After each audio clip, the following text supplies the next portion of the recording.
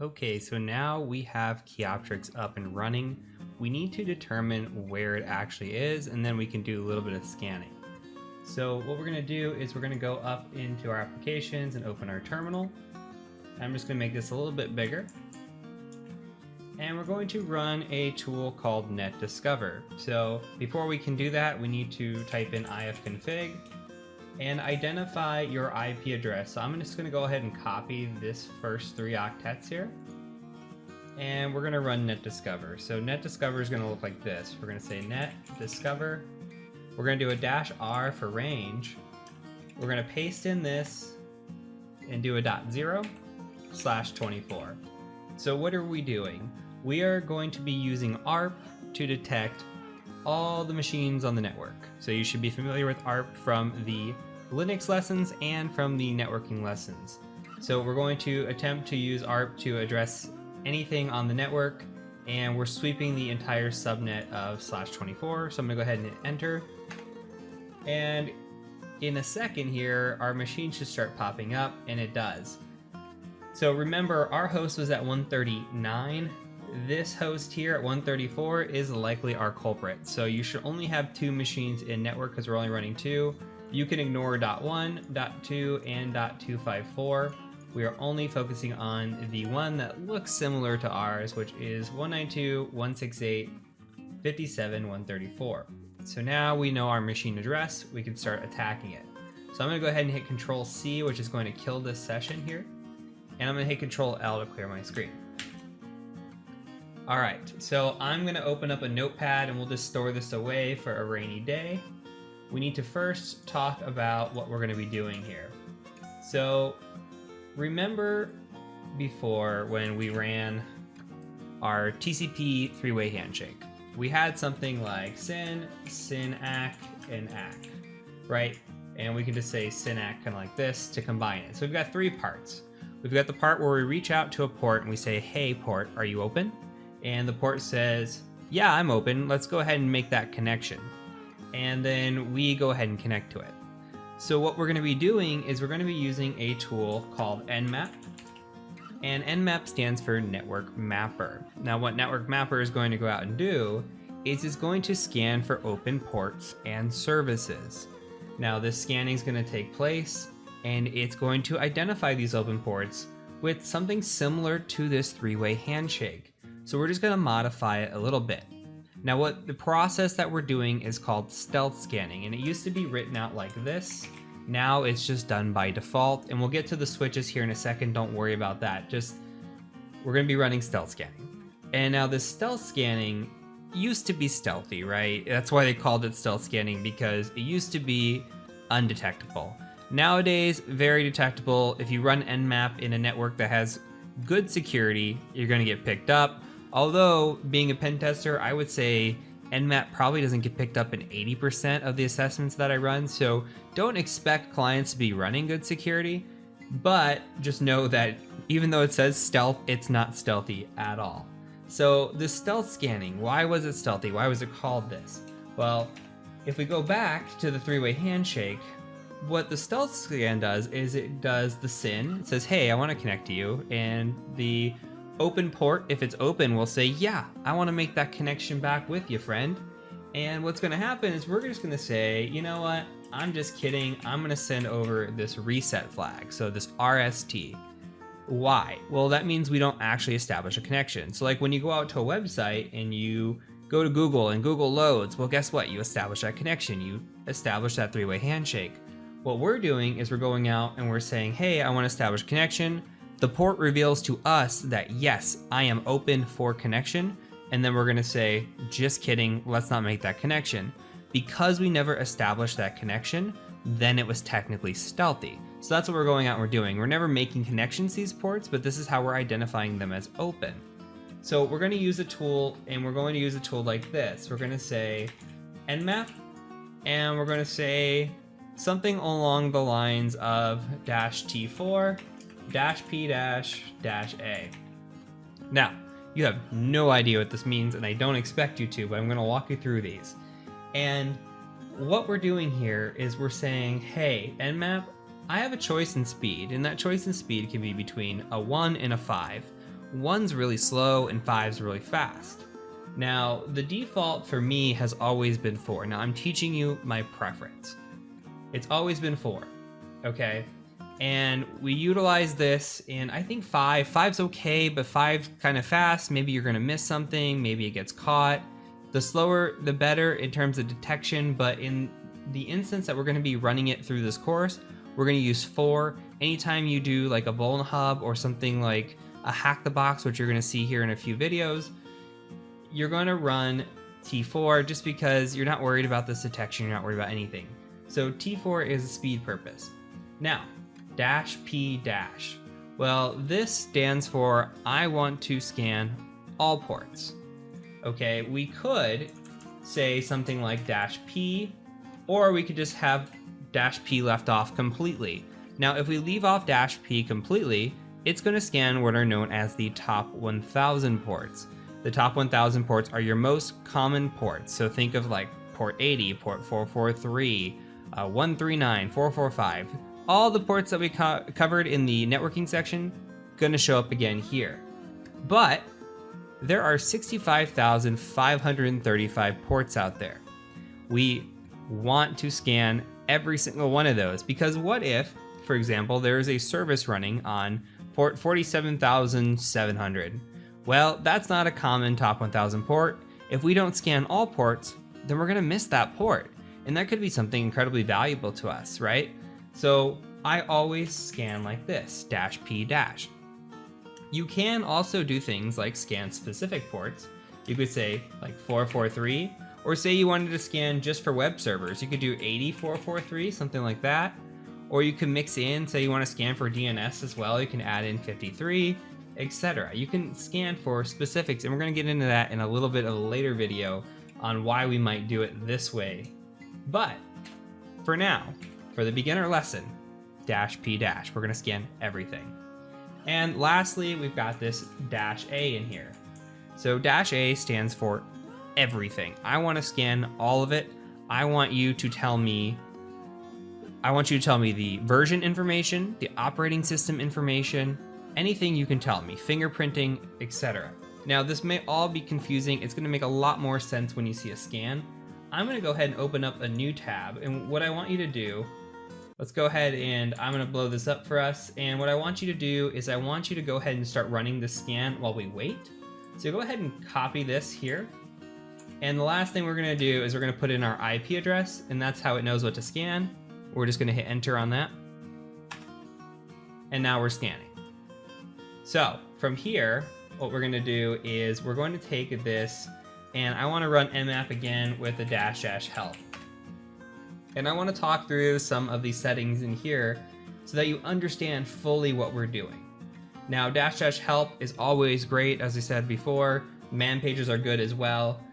But let's talk about some things here. So we've got this host discovery section, which we're really not going to use in this course, but this is good for, say, a -n. Say you want to do a ping sweep of the network. Well, you can do a ping scan, right? Where you just sweep an entire subnet, a /24, for example, and see what's up very quick. A -pn, maybe the host isn't acting like it's online, but you know it's there for sure. You can say -pn, and you can say, hey, I want to leave all the hosts, or treat all the hosts as if they're online, even if they're not responding to my ping request or anything. So make yourself familiar with this kind of stuff. This is interesting, and we'll cover a lot of this as we go in the course, but just for the first walkthrough while we're scanning, I think this is super important. Now, scan techniques. This -ss, this comes back into play. TCP SYN is what it's called, but it's also known as the stealth scan. There's all these other types of scans.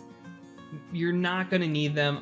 There's only maybe one scan out of all these that may be useful, but you're not going to need them through this course, and you'll probably never use anything but the SS and the SU 99% of the time.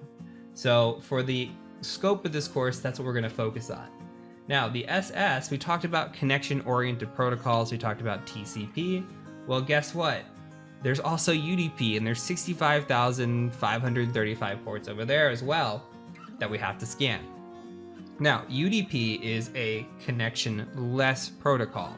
So what we're going to do when we scan it, let's go back to this scan. What we're going to do when we scan it is we're going to actually do that SU in here, and I'll copy this syntax and just move it over so it looks a little cleaner. We're going to say something like, we can put it anywhere we want. The order doesn't matter, but we can say something like -SU to scan for UDP. And the one little change that I make here, two changes actually. I take off the -A and I do a -P-. Why do I do a -P, I should say. Why do I do this? I do this because UDP takes forever to scan, absolutely forever to scan. Because it is a connectionless protocol, it does not have that instant response time. So when we scan UDP, typically we scan the top 1,000. That is my recommendation to you, or else you will be sitting here waiting for hours upon hours for a scan to finish. See, now our scan over here is already finished. If I were to run this UDP with the same thing, it will take forever. Going back into this before we get into the scan. You can see here that we can specify -P of port. That's going to be very common for us, but here's where I really want to get into. We're doing a -SV, a -SC, a -O here, all with the -A, okay? So we're probing open ports for service information. We could say -SV, and we could say -SC, or we could pick these, you know, one or the other, or a mixture of some of these. But we can also do script scanning, which we'll get into script scanning here in a little bit as well. But we can do OS detection, where it goes out and it tries to define an operating system, and you're going to see all this with our scan. But when we use -A, it does it all for us. So why not use -A? So you can see it does OS detection, version detection, script scanning, and traceroute. Now there's one caveat to -A, and we're going to talk about this in another video in a thought process. It is much faster to remove the -A and scan a -P-. Typically that'll come back much faster. Then what you can do is you can define the open ports. So say there's port 22, port 80. Okay, just go through this. You can specify those ports specifically. You could say -P like we did in the example earlier with 80 and 443, and then do a -A on those. Now that will just scan only these specific ports with all. Instead of going out to every single port and attempting to do all on every single port, it's just a little bit faster. Now, if your wheels are spinning and you're thinking about it, maybe even you can script this, right? You can script something to say, hey, Nmap, I want to take these ports from a basic scan, anything that you pull back, and I'm going to go ahead and I'm going to run a new scan on it with the -A, only specifying the ports that we found. That gets your wheels spinning. This is where scripting becomes important. If you want an improvement on speed, for me personally, I've never ever done that. I don't think, for me personally, that it's made much of a difference. I just let my scans run as they run, and I work on other things while scans are running. There's plenty of time to do other things while you're doing your scanning. So, and typically, another thing to note is typically we're doing scanning when we're doing our OSINT as well. So if we start up a client assessment, one of the first things I'm going to do is probably kick off a NESA scan or an Nmap scan. And while I'm doing that, I'm going to go look for those breach credentials, or I'm going to look for that juicy information on Google or social media or where I can find it, and utilize that time while this is scanning, or else I'll just be sitting on my hands doing nothing while these wait. So we're going to take this information now and we're going to start reviewing it. So we have here our scan results, and you can see the scan results come back, and the first thing we notice are open ports. That's what we want to look at. We want to look at these open ports, and we want to look at what's running on these open ports. So we see here that what's running on port 22 is SSH. Okay, on top of that, it's got a version here for us. So open SSH 2.9 P2. And then we see Apache is running on port 80. We've also got Apache running on port 443. And we've got this RPC bind in 139. Now remember from the networking lesson, these kind of always play together. So we've got SMB open, basically Samba shares.